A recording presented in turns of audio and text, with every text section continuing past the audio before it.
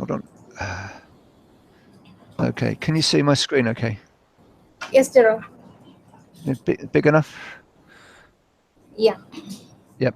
Okay, so all I've tried to do really, and this is something I've been working with our stakeholders with, is kind of scope out what it is we're doing. Okay, so we have, a bit like we did with Pearson Go. You know, we're trying to build an app which is going to be generic, but the first product is something that's now called Epic, and it used to be called Me, You, and the World, but it's now been called Epic. So I don't know if anybody in the team actually had any. I think Nandu did some work on it originally, but what we're now doing is actually focusing much more in terms of what this app should be. So although we're probably calling it Epic, then we will want a kind of general brand name for this. So the essential feature of this, which goes beyond what we've done so far, is that this has got registration, it's got sort of access code redemption in terms of giving access to this product. It's going to have a table of contents, which will. Sorry, that's our fire alarm. so, so we've got audio player, video player, which obviously you guys are aware of. But we also, the aim of this app or these apps are going to be practice. So it's going to be practice activities, so that somebody's following a course, they have a book, they have an online My English Labs, whatever, but on their phone or tablet, they can actually, you know, on the bus on the way home, they can actually practice what they've learned in the lesson by doing interactive sessions. So they can actually put in. So say it's a grammar point, there'll be a practice activity at grammar point that they can, whether it's drag and drop or a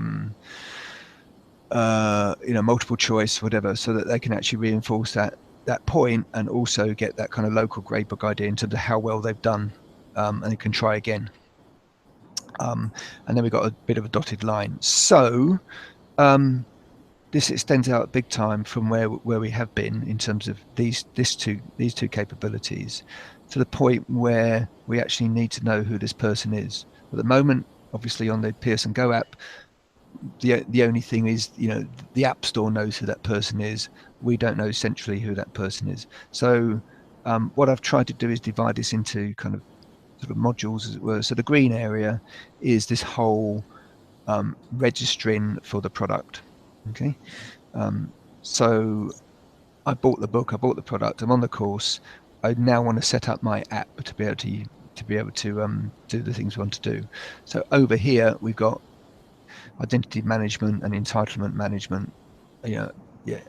Who are you, and have you got the thing that actually enables you to get access to this information? Then on the app itself, we're going to have something which is basically a table of contents, which will be very similar to the table of contents that's in the book, or table of contents that's on the My English Labs online thing. So again, this is sort of familiar to us. We've got levels and units and lessons, and then within those lessons we've got these different capabilities. But the whole thing is that they can actually play these things offline, so that, again, like we do at the moment, you can actually download either units or lessons, I haven't quite worked out yet, to be able to access those things. Okay. And we want the things so that in the book, you might have a QR code at the end of a section, that you can actually navigate to this either through clicking through, or you could actually scan that code and launch straight into the activity or the video or the audio. Okay, so that the person doesn't, they can just open the app, scan the thing, and they, lo and behold, they're actually bring up that practice activity. And then say that local gradebook to give them an idea in terms of what they've done, how far they're through that. At this point, no idea of synchronizing that centrally or anything else. It's really just their local gradebook on their machine, so they can actually tell how well they've done. So that if they get 5 out of 10, they can come back the next day and practice it again until they get 10 out of 10. So in this activity. And I put this dotted line here into analytics, which I think we kind of vaguely looked at before. but we do need to think about how we actually can follow the behavior and measure how well this content is actually being used. And the principle is that would probably sync up when they actually next went online.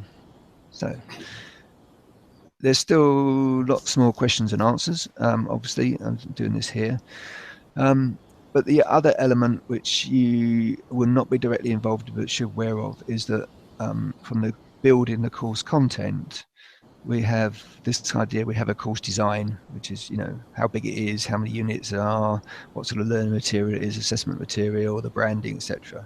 But we're intending to build these things as a series of kind of assets, really, which are going to be what we call a learning object, so that they will be actually stored in a repository, and then the course itself, that structure, will then be another tool will actually build that structure, and that will be the package, if you like, that we actually then use within the app that person can have access to, and then the content will be stored somewhere so that when you download that, you can get the audio files or the activity files, etc.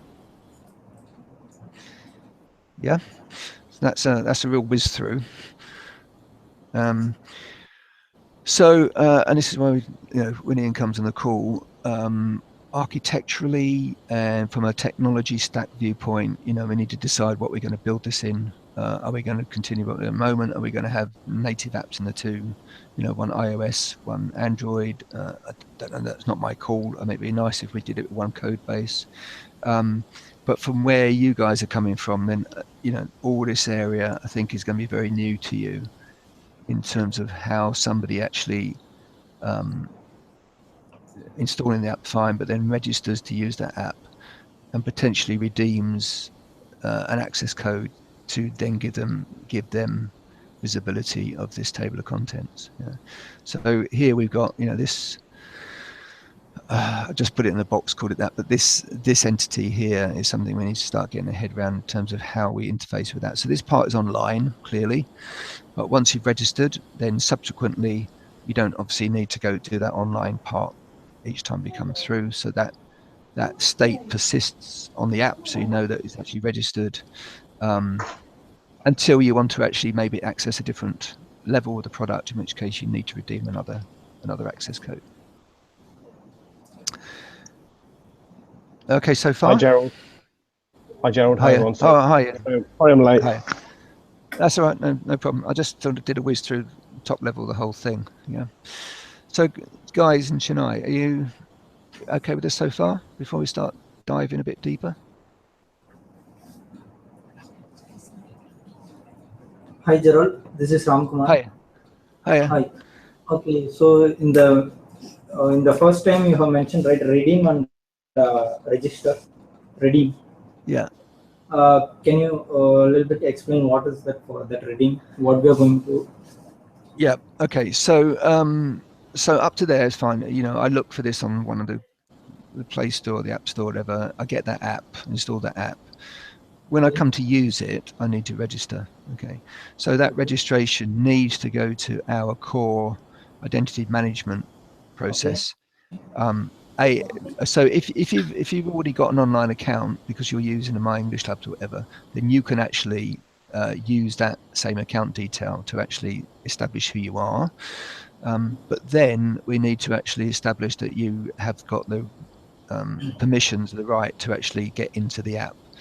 So we have then the redemption of, for want of a better word, an access code, which then again goes over here. So centrally, we know that this person has got an entitlement to this product, and that's how all our products work. Outside of the mobile world, is that person's actually, this identity management system and entitlement system is keeping track of their subscription, the fact they've actually got that. So they bought a book, and in that book, at the back, they've got a code which gives them access to the app, and it's going to be a sort of one-hit code, so that they basically, you can't then share that code amongst your friends, but that gives you access to the app. Gerald, sorry once again, and here you have mentioned identity management and entitlement, right? Yes.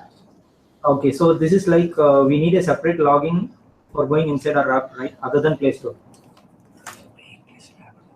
Yes, absolutely. Yeah, you need to register for this product. So you can download the app. You know, we may have some free content or whatever, so fine. But when we want to actually really use it, then we need to register and control the access to that, to the content. Gerald, you have said as well that actually identity management system already exists, haven't you? I didn't, but it's worth saying Okay. now. Yeah, yeah. So yes. So this is the world we're in. Say outside the mobile is that we have these we have several actually, but we basically have a method to use these services available here. That's what we really need to hear. Is actually we need to be able to use the existing services, or even if they have to repurpose them slightly, so that we can actually do that registration, so that anybody looking from this side, as it were, knows that, you know, person X has got entitlement to level 2 of this product. Okay, so Yeah. it needs to be working exactly the same way as other products work within Pearson. Yeah, and even these registration forms already exist. So it may be that they go into the app. It may be that they actually just link through to a web page that actually lets them register. That's correct. Yeah. Okay. Yeah. Anything else before we into this a bit more? No. So Ian, I was saying, I don't know if you caught that, but you know, in terms of the technology stack, in terms of the tools in it, whatever, whether this is you know, an iOS and an Android separate code bases, or whether we try to use the hybrid, you know, that's something we need to decide fairly quickly in terms of what we're going with. I would hope it was a hybrid, simply for the speed of development and keeping code bases down to one. But obviously, if there is compelling reason why it has to be separate, just tell us what that is. Yeah. So guys, can you sort of start to make a list of things that we need to, you know, the unknowns that we need to just explore. So one is for you guys to actually think about, you know, if we say we want to do hybrid, as we go through, can you see any reasons why that might be an issue? Because obviously, in terms of resourcing, etc., it's important we have the skills on board to actually be able to build it in whatever idea or whatever we're going to use to build. Yeah. Don't have to decide now, but it's something just worth considering. Okay. Yeah. Okay, Zero. Yeah. Okay. So right. So I think the green box. Yeah. Okay. As Ian said, you know, we're going to reuse components we have already. I think, and we have ideas and ways to actually put this within the app, so that it will, whatever technology, it will look fairly seamless to the end user in terms of this registration idea. Okay. Yeah. Okay, so you let through the door and you can access this. And I say subsequently, you know, if you've done all this, then, you know, you obviously don't need to do this each time, sign in each time. We should persist that state to know that a person on this device has got, is registered and has got the entitlement to use that. Yeah. So, Gerald. yes. Okay, sorry. And you have mentioned we have that is accessing a table of contents, is that right? So it will be like in our PSN Go app, or what? It will be like a separate units, or what else? Like top notch, summit, likewise, or we'll be giving only one content. Yeah, no. So there's kind of 6 or 8 levels. So each level would be, you know, i.e. level of the course. You'd access that separately. So I bought a book. I bought the book for first level. So I scan the QR code on the back of that book, which gives me access to the first level. So I'm downloading, in effect, that level. Okay, so this is its entirety. Yeah. Okay. So, sorry, I should clarify. So that's the table of contents type idea. I haven't at that point downloaded all these different bits and pieces. Okay, I've got, again, like we have in the audio, I can see the structure, but I haven't actually brought that down to my device. I probably should have another little arrow in here in terms of downloading these bits and pieces, the content within each of those. Yeah. So level one, I can see level one. I can see the unit structure, and I can look at the lesson structure, and then I get the option. I say whether we do it at the unit level, maybe I can download all the activities, audios, videos, anything else for that particular unit, and then I've got it offline to be able to use to my heart's content. Okay.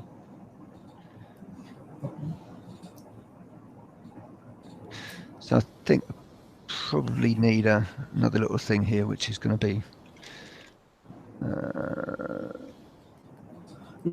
Gerald, one more thing is publish content.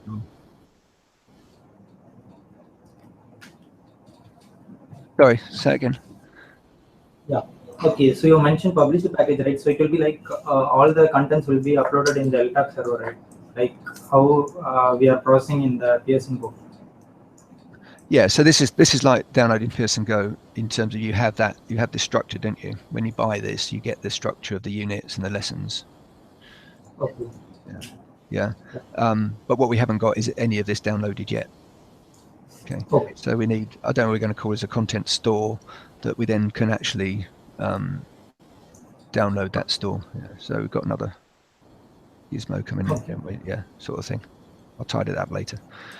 So on demand, you can download that content, and just as we do, we can manage it locally on the device so that, you know, if somebody's done the first 3 units, they don't have to keep them on the device, because obviously, you know, device storage management is a key thing. Okay. And one more thing, there also you have mentioned here for a lesson inside the unit. So you have audio, video, activity, and others, right? So yeah.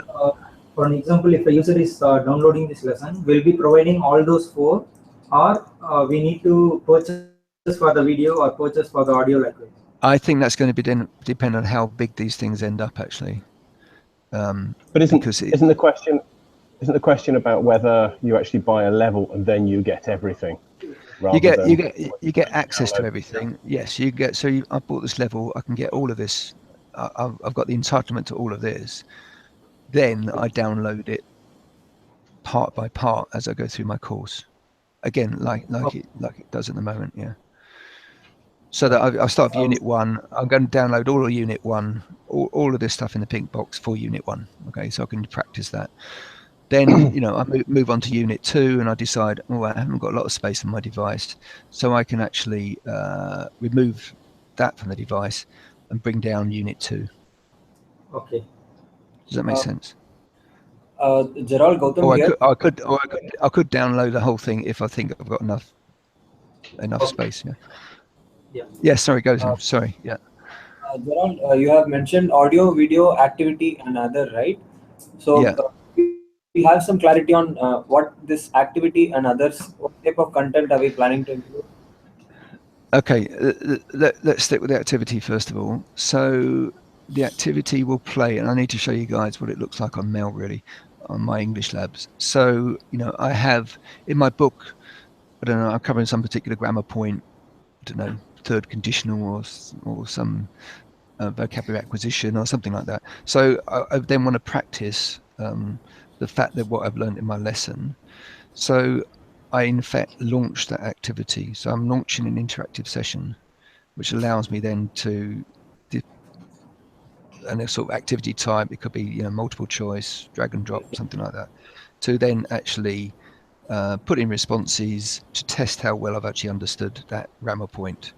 And then I get, and then in fact I get that, you know, yes, right, wrong.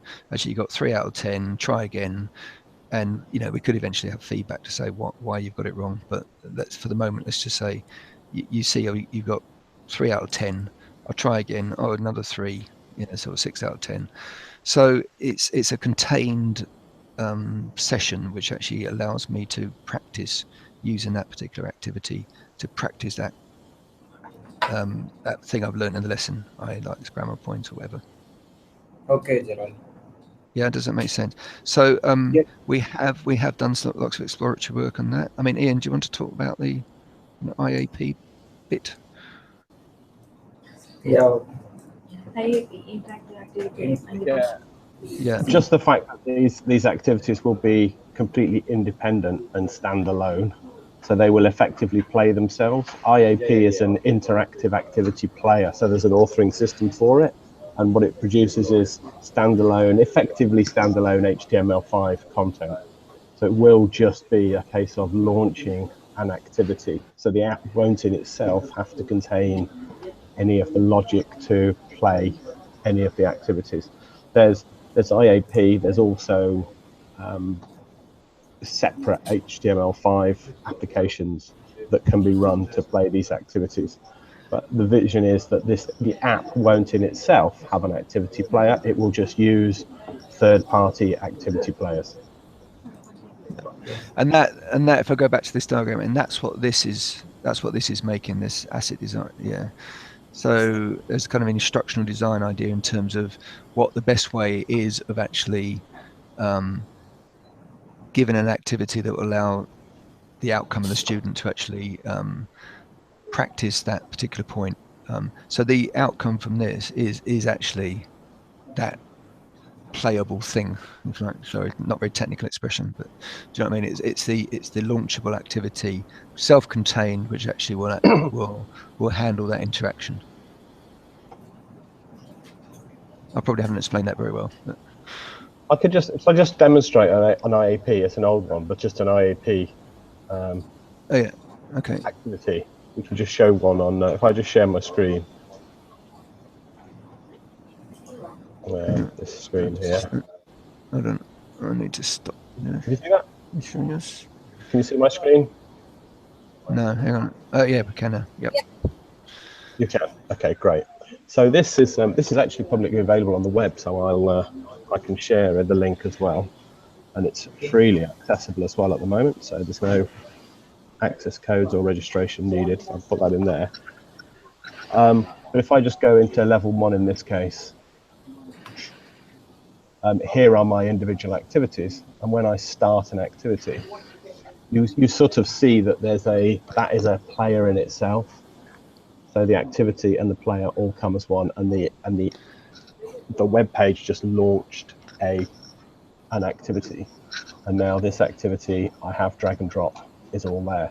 So we don't expect, as part of this app, to build all these interactions as part of these activities. They will all be provided just as this one is, as a complete HTML5 form. In this case, this one's not developed for mobile, it's developed for a large screen. I don't even know what happens if I shrink it. No, it doesn't really. Oh, it does. Look, this one even. This one's not really optimized for mobile, but ultimately they will be optimized. They will be optimized for mobile. And Gerald, so we're right in saying that the content team will be responsible for creating these activities and all the interactions and all the design of them. So it will just be literally almost displaying an iframe and putting them in it. Yeah. So the only thing we need to do is to be able to trap that score, don't we? Of when you've done this. If you do the submit now, you get a score, don't you? Can you carry on doing the exercise? Oh, I've got to do a bit more. I wasn't really trying very. Come on, you can do it. You can do it. I've obviously got to. I can do it. Yeah, he's a nationality, Korean. He's not Spanish, but never mind. Occupation, a musician and a graphic designer. Oh, yep, there you go, can do. Keep going down. Oh, I don't like this one. I need a bigger screen. So we've actually got audio files in here as well, haven't we? That's yeah. So anything that's a stimulus, video, audio, whatever, would be embedded within this activity. Again, as a playable entity. I can check answers on this if I completed your interaction. These don't actually send any scores anywhere. Okay. But they obviously can do, and that will be a call that goes somewhere.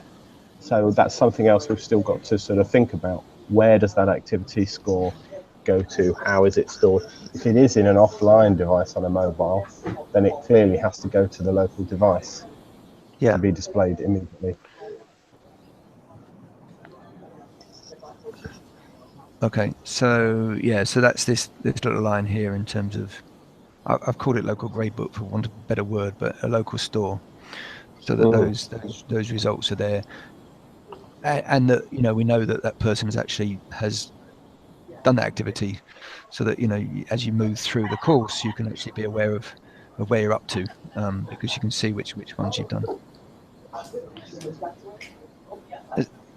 Okay, so far, everybody. Gerald, a small suggestion here. Hi. We have we have the IAP player, but then how well it would be in the mobile? Like how well it would be optimized for a small screen such as. Okay, so these things over here are going to be built for the small screen. Okay, so this instructional design element will be okay. I know what I want to do. I know the point or the outcome that I want for the student.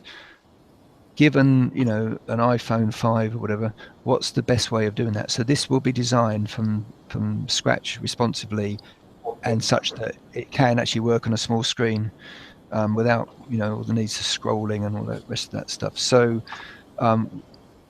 although obviously it's responsive, it will be designed for that small form factor screen. So we're not trying to use what we have already. We're repurposing those. Anything to say, actually, because not all activities will work. Clearly, we have lots of activities that are fine for a large screen, that just will not work on even if you have small fingers, still won't work on a small screen. So the idea is that this we will have a set of content which is completely and absolutely written for, designed and written for a small screen. Okay, we just added this question in mind, and we wanted to confirm it. Yeah. Okay.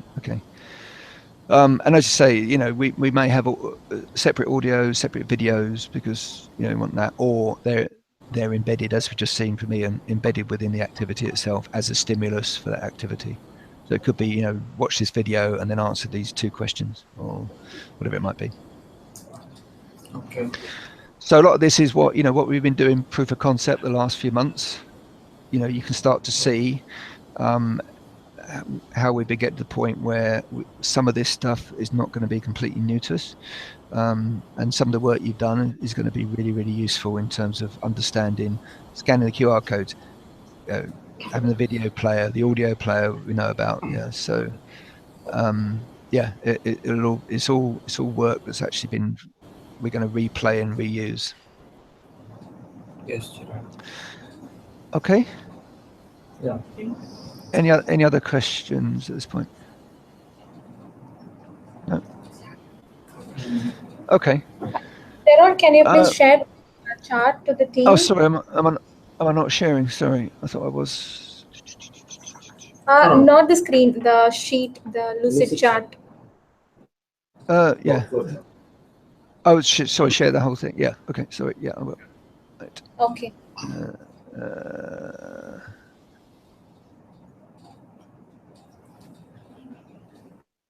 And the access link, don't I? Generate link. Right. I'll put that in the in here. Okay. So just bear in mind, it's obvious that this is very much my working document. Just to actually, and I've gone through this to say with the sort of business owners in terms of what we're trying to do, not only for this product, but there's 2 more products that are coming over the horizon that we want to be able to actually get to the point where every time, a bit like we trying to get to on Pearson Go, where we've got the basic structure and the basic functionality and capability, we then just basically add new products. So at some point we need to think really about how we do that, to make it the fact we don't have to hand build everything. So I think this is suggesting that's once we publish that package, we're basically making this package here, then it's going to be fairly straightforward to each time we want to add a new product, whether we add them as complete separate apps or whether we keep it under the same app. I think we'll probably have to think about that a bit, but in terms of generating a new app, that should be fairly straightforward. Okay. In principle, it'd be nice if there was only one app, wouldn't it? Because managing a lot in the App Store is not simple. No. It's just we're going to think about how that will look, because especially where we have secondary mixing with adult, and things like that. It's but that's something we can think about. Obviously, we're going forward with this one for Epic because that's the first one we have out the blocks. But we need to always bear in mind that this needs to be able to cater for different apps. Different products. Right. Gerald, Okay. I haven't asked this. Gerald, is there a desire for it to be a web version of this as well, or is it purely apps, mobile devices, tablets, phones? Purely that, yeah. So there will be a My English Labs version, yeah. So there will be a good. What do you mean there'll be a My English Labs version? Will there be a mail for this product that somebody can use for being assigned homework and all that kind of stuff? But this is just for the practice material. Does that answer your question? Gerald, we have a small doubt. Are we giving this application only for mobiles or for tablets also? Tablets also, yeah. Tablet also. Yeah. So I maybe this is naive. I'm thinking if we build it for a phone, it should work on a tablet. Yeah, it will work, but we won't be able to optimize the screen properly in a tablet because in case of Pearson Go application also, a lot of screen is actually empty. If you have a close look at that, the application is actually built for a mobile, but then they have stitched it up to a tablet. Okay. In that case, we might consider some changes to be done for the tablet user interface.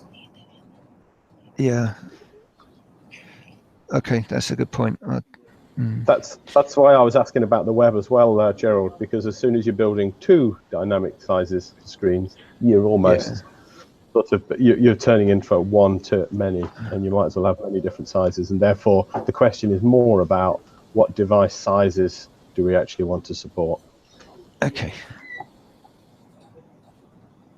I mean, the key thing, it needs to be offline, or have offline capability. I think obviously online to actually retrieve the data, but offline to actually play. So,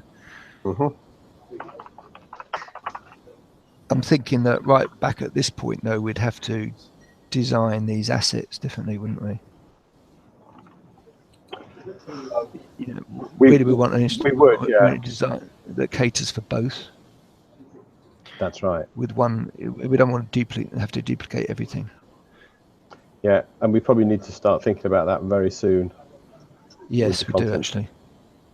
Okay. Have you used our Longman application? Yes. Yes. Okay. In that case, you would have noticed how an app would behave differently for a mobile as well as for a tablet. Because we have made some changes for a tablet and we have forced the application to open only in a landscape orientation. So Okay. you have noticed that we have the index page in the right hand side. Master detail view. And the thing is that index page will be constant in all the cases for the tablet interface. Like that, we might have some small customizations for tablet. Okay. A lot of things is not necessary, but small changes here and there. It would make the UI look good. Yeah, no, that's good. I'm just wondering. I mean, I'm just aware that the dictionary app is native iOS and Android, isn't it? Just again, go back. We said at the beginning. Just can we do these things using the hybrid approach? I think just need to be aware of that. Really. Make certain changes for phones and tablets. It might be better if we do it in native, because certain customizations and things can be only done in native, and the user interface will be better. Performance. Yeah, but the other side of that coin is we've got two code bases and need two different sets of skills. It's that we need to make a call on that, really. Yeah, from my viewpoint, having one code base is massively preferable, unless there's some things that will be real technical blockers to having one code base in terms of what we're trying to achieve. Do you see what I mean? Okay, Gerald. I think we will come up with the final. If we can, I don't know how easy this is to do, but it'd be great if you could actually just itemize the things that you sacrifice, the things you can't do if you have a hybrid thing that you would be able to do in a native app. I think we just mentioned one there, but because say very, very soon we got to actually commit to one direction or the other. Okay, Gerald, we'll work on it and we'll discuss. Yeah. Okay. What can't we do? Right. Okay. Any other questions? I'm sure. I mean, the idea is we're doing this because you can, think about it in the coming days, and then so we will have a fuller session once we get into this a bit more. Gerald, Yes. are we going to store any personal identity in our mobile application? Yes. Are we going to store that? Did you say? Yeah. So we have registration part, right? Yeah. So all the registration is in this identity management area. So is that in server or is that in mobile application database? So I didn't catch the first. You cut out the first It part. will, Gerald. It will. There will be no personal identity information inside the app. All that is managed by the identity management system externally. Yes. So the user will just be able to use that to authenticate. Yes. Yeah. So if they have an account already, then they can just use that account.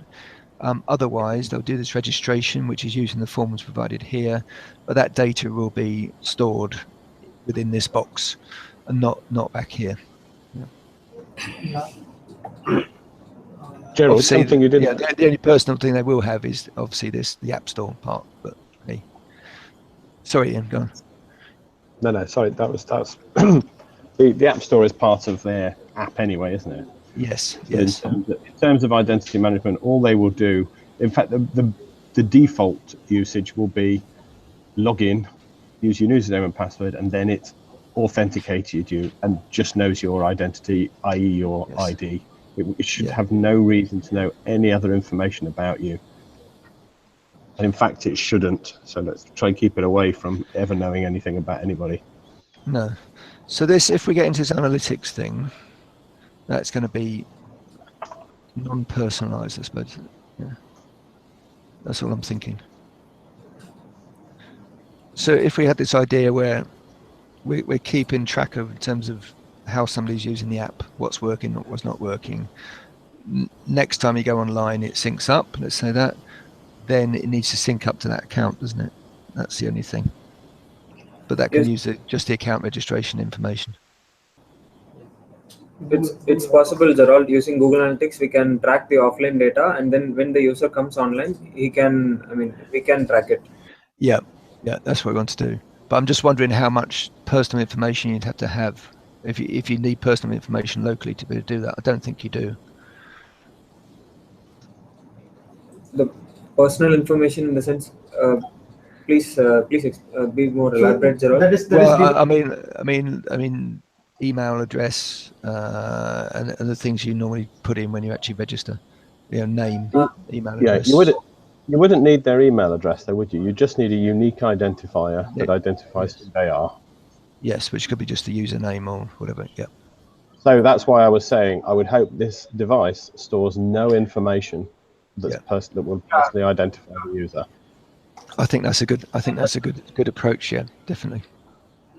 I can't see a reason why we would. If we start to do that, we're going to get into complicated areas regarding terms and conditions and things. So that's fine. This information we can track. So OS, application version number, and the region, country, location. What all screens is using? Screen sizes, events. Yeah. So enough information back through Google Analytics. Okay. So So there's a standard Google Analytics stuff, but we're going to be much more interested in terms of what the person's actually done. So we're going to have to build some hooks in, I think, to know which of these they've done, maybe even how well they got on with it, if you like. Did they did everybody find it very easy? Did everybody find it very difficult? You know, so I think we need to think about this a bit more, obviously, but we're going to potentially want to put some hooks in at this level so that we can track how people are using it. How well is our content working? You know, is this product working for people? You know, or you know, how do people download it, do one unit, and never use it again? Those sorts of things. We'll probably have to build some hooks in to actually track those, as opposed to the straightforward Google. Yeah, you're in this location. You've got that device, which are good. Yeah, we want that as well. But in the end, we want to know how and what people are doing with the app. When you say with the app, Gerald, do you mean with the learning activities within the app? Yes. Sorry. Yes. I treat those as two sort of different things. One I think is called customer analytics, and one's called product analytics, isn't it? Which we've sort of said before. Yes. And the customer analytics is the things they've done that actually enhance their learning, and the customer one is how they use the app. So have they logged in? What buttons did they click? The general Google Analytics stuff. Yeah. Okay.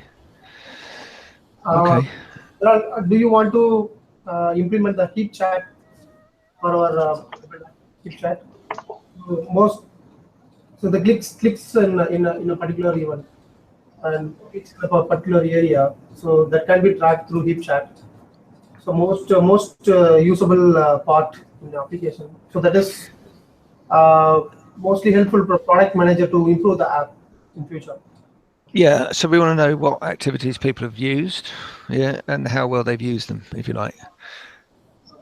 Yeah, so I've downloaded this unit, and I've actually gone, through all the 35 different things. I've done all those in this time frame, and even, what my first attempt score was, that sort of level. Yeah. Not so much the individual low down clicks in terms of, I've put one response in and put a second. It's the usability of this and how well I did. Have I explained that? Yes, Gerald.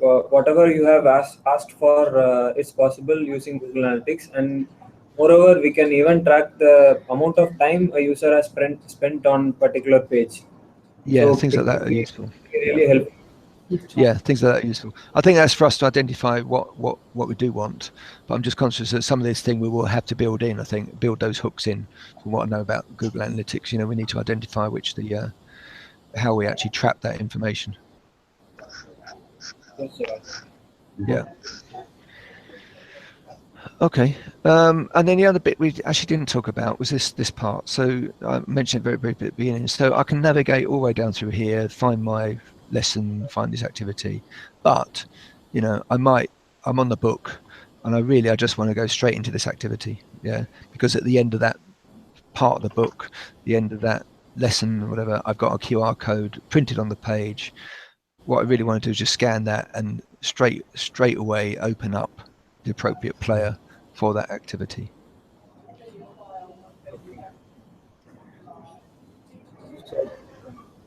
Yeah, so not exactly what we've done in terms of investigation QR codes before, but we basically need to be able to read that QR code needs to contain information which references this specific activity, so that when I launch it, I can open this activity within the player. We might have to do another bit of sort of POC work on that, I think. So, Gerald, will that be at lesson level or at individual activity level? Do you envisage? My assumption is it would be actually at lesson level, so each lesson would effectively. No, it'll be activity level. So I finish this. I've got this lesson which has got 3 activities within it. Yeah.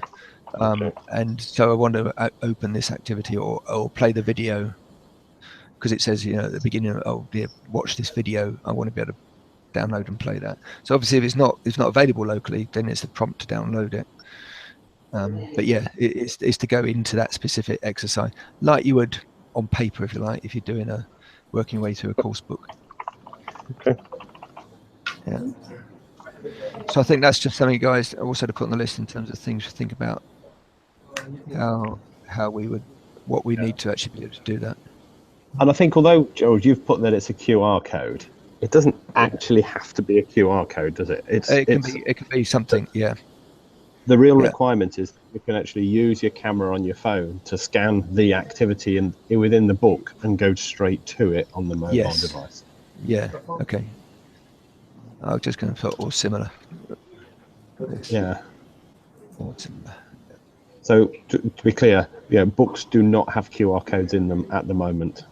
So, but they are talking about printing those. So, but yeah, it needs something. They are. Yeah. They clearly got to have something, and we've clearly got to have some way of recognizing what it is they're looking at. Yes. And the QR code has been suggested, but it's not it's certainly not a given. It has to be a QR code if there is a better solution. Yes. Okay. I'll take that. Yeah. Okay. Right. We've covered a lot of ground. I know, guys. You any other pressing questions now? Yeah, General Karthik here. Hi, Karthik. I have a question in activity player. So we are planning to build the activity player from the scratch, right? No. Do we have any activity player to implement integrate with this application? I mean, we have got the IAP now. Ian, you sort of step in here really, but yeah, I don't think we have to. I think the thing that Ian showed on the screen is that we need to see how we would reuse that.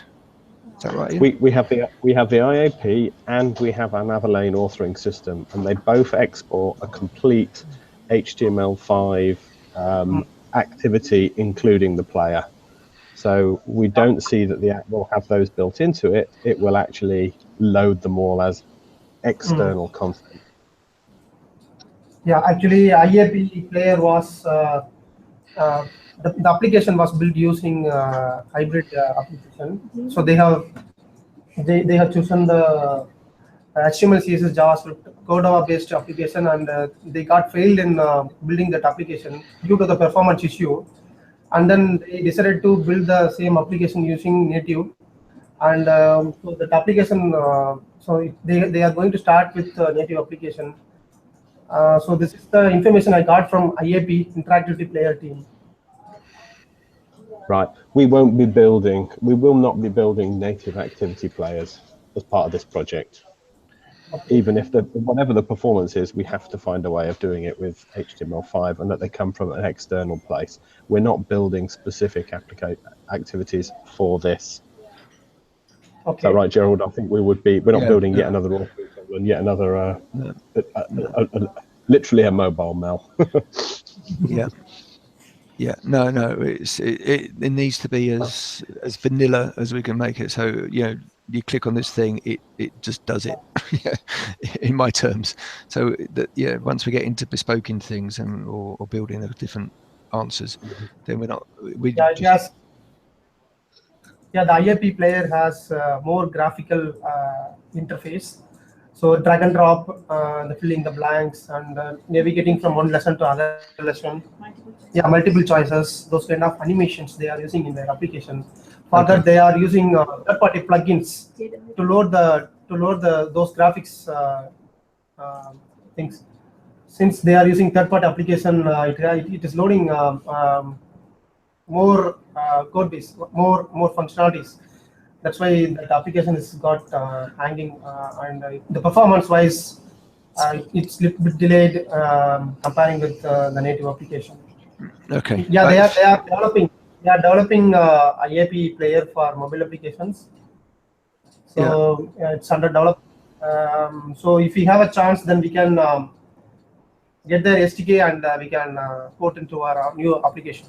Yeah. So for this first stage, what we agreed is we'll have multiple choice, drag and drop, a limited type in, and a matching capability. Yeah. With the old Audi as a car with an audio video stimulus, not the Audi stimulus, right? Yeah. So again, we got the agreement that in order to move forward with this, we can limit those number of activities. What are the actually for new small applications, hybrid is a suitable one. For big project application, because the single code base in running in a single area, The comparing with the size of the memory size with the laptop size is very low. So due to memory and other hardware capability, the application is the hybrid application is taking more memory to run the application. Also, we are using CodeOS interlayer between the OS and the application. It's taking a little bit time to run the code. So the code was taking time. So it is an intermediate layer. So this kind of performance lagging due to using the third-party things. That's what I'm thinking. So for small scale, it's not a problem. For large scale, due to we have a single code base in a single app as a single app. So it is the memory and other things thinking about it to run the application. Okay. I think we really want to keep this small and simple, though, don't we, Gerald? We do actually, yeah. For the reasons you said, really, because once we start to put large demands on that device capability, as we all know, because especially in Android world, you've got 1,001 different configurations. So, yeah, the lightest and simplest, the better. Yeah, fine. Yeah, okay. Okay, right. So I think at this point, I'm not going to go much further because there's some thinking work to do. I think Ian and I need to work out how best to set up the workshop to go through this with you. It might even be a trip to Chennai, but we'll talk to people about whether we're going to do that. It would be so much nicer to do it face to face, but I need to see whether we can get approval to be able to do that. But that would be the ideal, and then we could spend a few days to actually really crunch through all this and end up with. Because at the end of the day, we've got to say, given the time frame, and setting out the roadmap, that yes, what we can deliver within that time, as well as exploring some of the sort of architectural runway, is it called? Yeah, the runway and things to be able to do some of these things, and also find out what we don't know. So at the moment, it's all, I've done this from a business perspective, but we also need to examine whether there's areas which, we need to do POCs or spikes for to investigate. So to be able to factor all of those things in is what we really need. In fact, Gerald, I think a POC should actually be a demonstration of the whole thing. Yes. I think that should really be actually what is the bare minimum needed to just prove that this thing can work. Yes. And think about making it as simple as possible and to do it as quickly as possible. And obviously we need to test this end to end as well, so that that these things we're proposing to be able to create this content, that's all part of it as well. So let's create some simple things. Let's create a simple structure here, and then let's each of these little boxes let's examine doing that. So I think that would be ideal, because only by doing that we're really going to find out or explore in terms of some of these areas. So we need to try them, I think. And I will also be innovative in them as well, and actually keep them as simple as possible. Actually this already exists, so we could actually change the way we think about something and make our lives a lot easier. Yeah, totally. Okay, so I mean, I hope to achieve what I wanted to do, which is actually give you guys a real heads up in terms of where we're going, and this is going to be life for the next X months, years even. And I say we just need to work out how we then deep dive further into this in terms of what we need to do. I think if you guys can think about what you've done so far in terms of how to reuse that, so we don't actually completely start from scratch. Verify the single code base versus two code base proposals, and think about this. Also about these devices. Yeah. Anything else from anybody? So we are planning this application to build in Android and iOS, right? It needs to run on both iOS devices. But I say at the beginning, if we can do that with a hybrid, that would be optimal. And iPad and phone tablets will be included, right? Yes. Yeah. Okay. So we have to plan the devices we going to release first.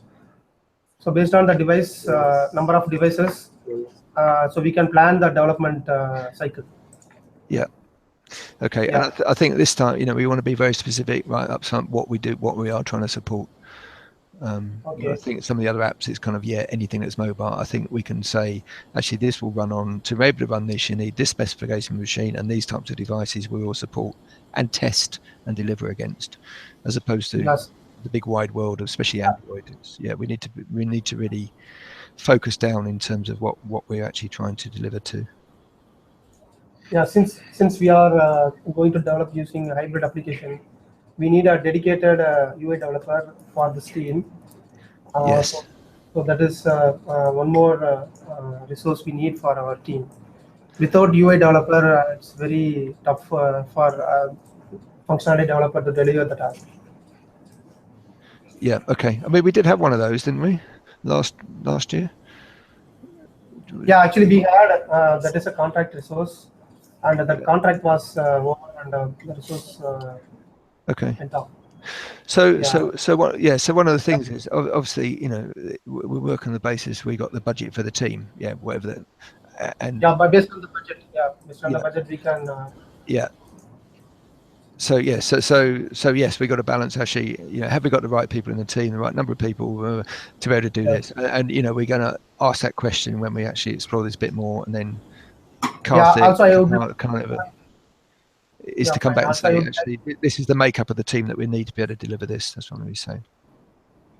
Yeah, fine, Gerald. Also, I would like to recommend you to take the UI developer as in-house developer as part of team. That's why team can communicate with them easily, and they can complete the task in very fast manner. Okay. We don't need to bother about the UX. They can work from UX. They can work from UK. It's not an issue for this team, but the UI developer should be part of the Agile team. Yes. So that's that's my. Yeah. Okay, sounds sensible. Okay. Anything else from anybody else? Are you all shocked? Shocked silence. Yeah. Anybody got any major concerns apart from the amount of work? Gerald, one small query, Gerald. This QR code or similar content in book. Yes. I'm not sure what other content could replace a QR code, because we have initially made some groundwork and then we have finalized that QR code would be the best. Okay, so in really simple terms, I guess it's the unique identifier for the particular activity or video. Some GUID or UID or whatever, which will actually say specifically which activity you want to actually open or specifically which audio you want to play. Okay. Yeah. So we then need to read that and then launch the appropriate player based on that specific to say this is the actual one I want to launch. Okay. Does that answer your question? Okay, Gerald. Yeah. Okay. Right. Anything else? About go on. Sorry. Gerald. About release plan. So what would be the MVP for the first release, minimum viable product? And okay. Yeah, based on that, we can plan our phase by phase release. Yeah, well, the minimum viable product is going to have all these bits in, which is why I think Ian suggested that we need to kind of get an end-to-end, almost like a prototype in. I'm just checking. So we've got we need to do 2 levels for launch. Yeah, for launch we've got 2 levels. I'm just trying to find my notes actually. Where are we? 2 levels for March, I think. I can't find my notes now.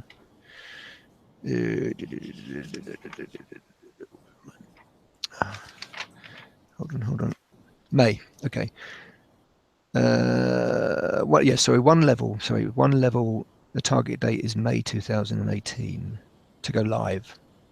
Okay. Yeah, but and then 3 more levels, which will be in September. But you know, we have to say that, you know, obviously we want to have proved all this Do a we long, have long any time before that. Sorry, I didn't catch that. Sorry, Gerald. Do we have any alpha internal release to our stakeholders? Well, that's exactly why we're saying we should have we should have maybe even more than one POC. yes. So there's some sign-off points really, which is going to be, yeah, this actually does what we want it to do in that simplest, very thin and skinny version in terms of the functionality, the capabilities. And then I think we should aim to, you know, build out a product, maybe build out, you know, a couple of units. So I think we can progressively build the product out once we got that end to end, because we have a massive dependency with the content being produced. Yeah. There's no point. We can't charge ahead and actually complete this. So we have to work side by side with our colleagues who are doing this part. So, you know, we're providing the framework, the capability, they're providing the content that goes in that. So we will be coordinating with that. So again, I think they will work on this basis of let's try and produce one of everything to start with, see where we got issues or challenges or that it does all work. So I'm thinking we'll build up in almost like layers. But our first target should be, as Ian said, yeah, actually, can we show all this a very, very simple happy day journey through this whole thing, to better prove to ourselves, and secondly show our stakeholders that this is what we're building, even if it's unbranded, you know. So there's so many other things we need to factor in. Yeah, I was going to say it doesn't have to be pretty; it just has to demonstrate the technology for the whole end-to-end process. Yeah, or parts of the end-to-end process, depending on how we've broken it up into little mini POCs, perhaps. Yeah, so that's a complicated way of saying, you know, I don't know the order we're going to do this and how we're going to do this, but you know, I'm in my head, we've got some intermediate milestones between now and next May, so that by May we are absolutely fully up and running and go properly production-wise. But you know, we want to set some interim targets well before that. And that's what we do on the workshop, isn't it, Gerald? And work together to actually understand what all the distinct parts are and what the considerations are around each one. Yes. Yeah. Sorry, that was a long answer to your question, but does that explain it? Karthik.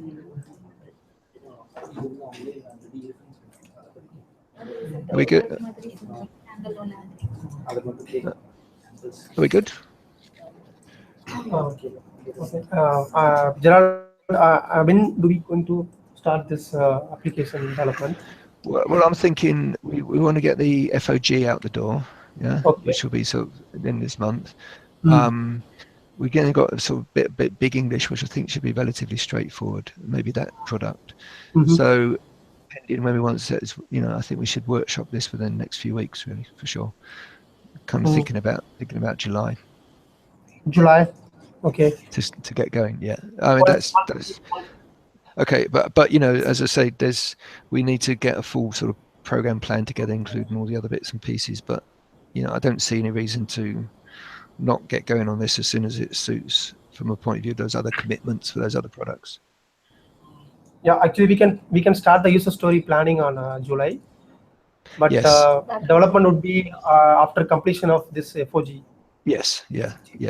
So you know, we have a few more things to sort out, but yeah, I think we can do the workshop. However we're going to do that, we can do that within the next few weeks for sure. Yeah, we have big workshops in the next few weeks. Once you're done with the FOG, we'll be starting this. Yes, yeah.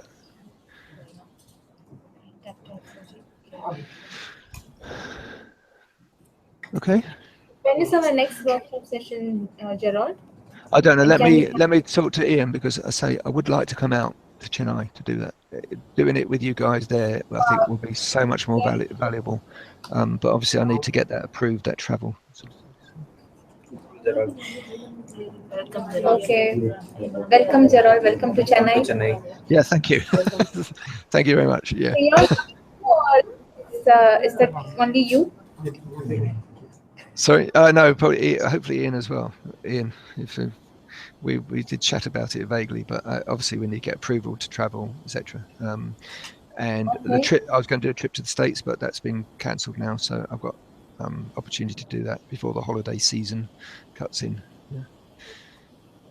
So maybe second week of July, something like that, penciled in. Yeah. So. Okay, Jaran. But we'll see. Obviously, I say I need to get that all approved. So, if not, we'll have to do it remotely. It just won't be so good. That's all. In terms, it won't be so easy. Okay.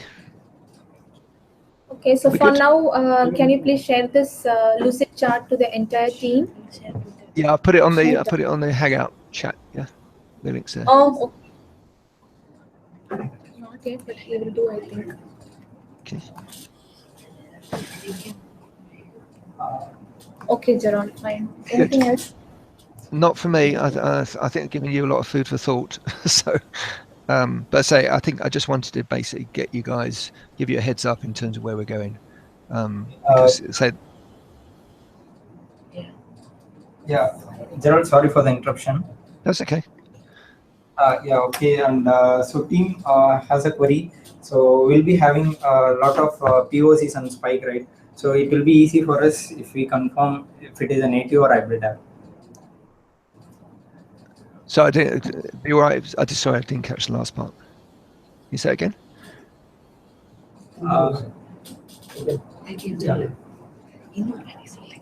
Okay. So it's easy for the team to do spikes or POCs. Yes. So if we confirm it is a native or a hybrid app. Yeah. Okay. I mean, I don't know what the parameters are to decide whether it's one or the other. In my terms, it's all about capability. You know, what can't we do in a hybrid app that we could do in a native app? And I think that's more a desktop exercise than a sort of POC type exercise. But I think if you are specifically asking the question, the working assumption should be that it's a hybrid app. Yes. Yeah, unless there's a really, really, really good reason why it shouldn't be, i.e., you can't do X, Y, and Z in this capability kind of list. Okay, Gerald. Does that make sense? Yeah. Yes, we'll discuss. Yeah. Okay. Okay. We good? Okay. I'm sure things will occur to you. So yeah, start listing things, sort of questions and queries, and yeah, we'll because to say we've still got some questions and queries in our heads as well, as you can tell from this document. So yeah, I think it's the start of a journey, as they say. It's be exciting. Yeah, sure. Okay. Gerald, starting. One more. Hi. Hello. Yeah. Hi. Right now the team size is like 5 engineers, 2 QAs, and 1 Scrum Master. So, is there any change in team structuring? Okay, That's okay. What you guys will need to do is once we start scoping this out, is tell me what you need to deliver this within the time frame. Yeah. So in terms of the skill set, the numbers of people, is what we've got at the moment fine, or do we need to reconfigure that slightly? I mean, I can't tell you that. You need to tell me that in terms of what we're trying to do. Mm-hmm. Yeah, I don't expect you to say it now, but I think once we get into this scoping, then we can say actually have we got the right team structure to be able to deliver. Yeah, so this is the right team for the September deliver. So I think we can go with this team. For hybrid application development, we need a UI developer, a dedicated UI developer for our team for this. Right. Yeah. Okay. Yeah. So if it isn't, then we don't need a separate UI developer. So 5 engineers can accommodate with that development. Okay. I'll just take your best advice on that. So yeah, but say once we examine what we've got trying to do, then we need to balance that in terms of okay. who and what we need to do. Yeah. Gerald, what is the current team makeup? Well, it got a bit depleted, but we got, correct me if I'm wrong, Carter, we got 2 QA, 4, Five developers. 5 developers, that are a Scrum Master. Okay, and a Scrum Master. Yeah. Okay, and so how many of those devs are front end or UI developers and back end? That's a good question. No, we don't have developer. We don't have developer for UI. Currently, we don't have UI. So they're all just app developers, if you like. There's no UI developer, no specific UI. Yeah. Yeah, I think that's okay. what the Carthic's flagging up. Yeah, so we do need to. All right. Yeah. Perfect. Okay. Good.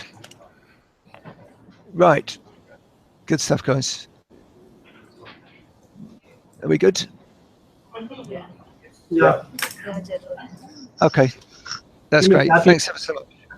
Good. Excellent. That's what we like. That's the main thing. So, okay. That's brilliant. So, thanks so much, everybody. Yeah. Thanks. Cheers. Thanks, And, Ian. and one more thing is, yes. One more thing.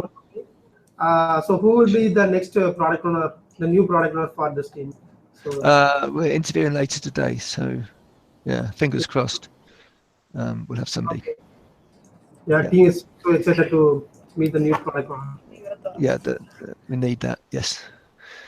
Yeah. Okay. Good. Thanks and cheers.